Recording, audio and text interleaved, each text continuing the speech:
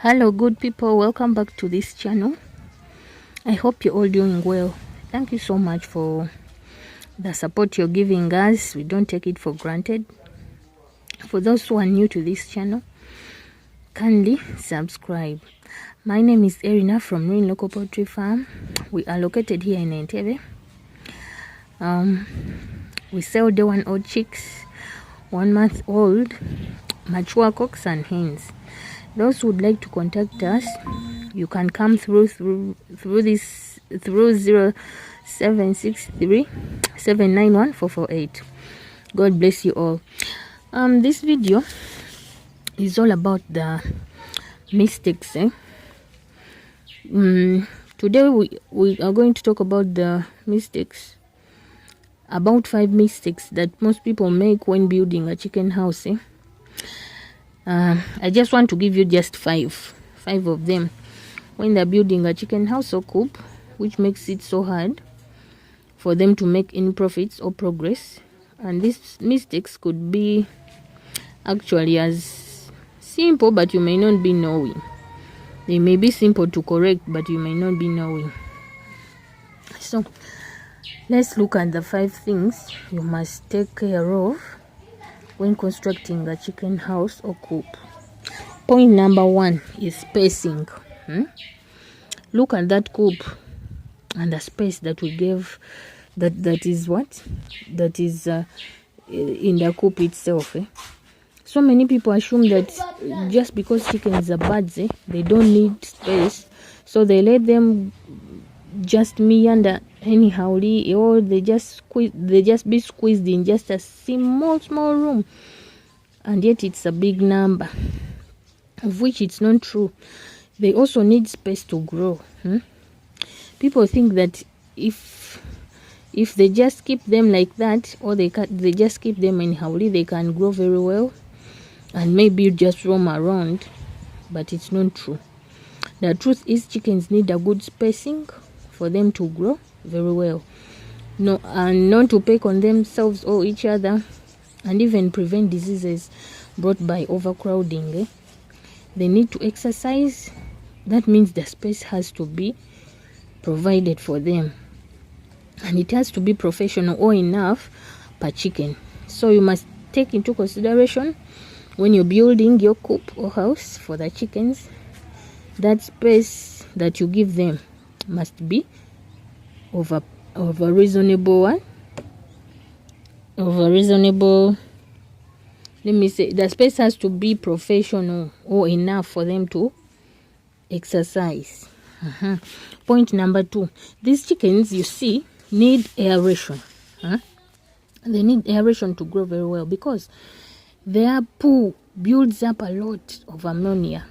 If you don't have enough wire mesh on your coop, or you don't have enough space for aeration, it will build up in your house, which will end up causing diseases and pests, and and due to overcrowding, you may even get diseases might crop up in the chicken house, and it will even start smelling because you don't take aeration.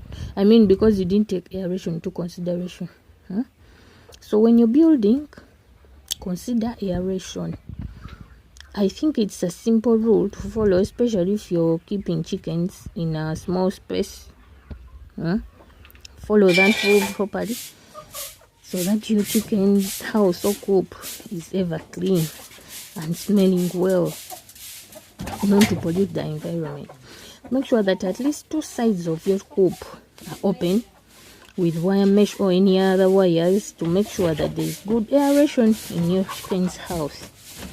Then number 3, which people forget, is lighting. Lighting is very important. Why? Because when you're building and your coop faces the other side where the light does not hit directly, your chickens might not like it, and there is no way they are going to sunbathe. When you're building your chicken house, you have to consider this, because chickens love sunlight. They love sunbathing. So you can build it in such a way that there is light entering directly, And you can also,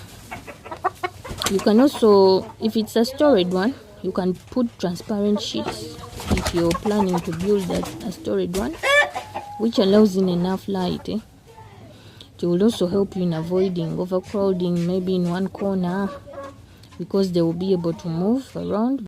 Yeah, enough light should be considered. Then point number 4 is good hygiene. Your hygiene has to be very good.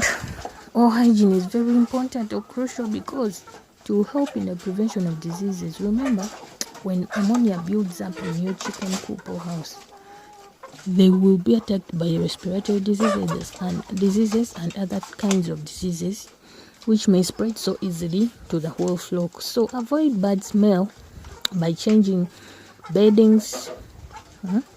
That's if you're doing deep litter, and if you're doing cages, clean at least regularly, so that bad smell does not build up to cause diseases.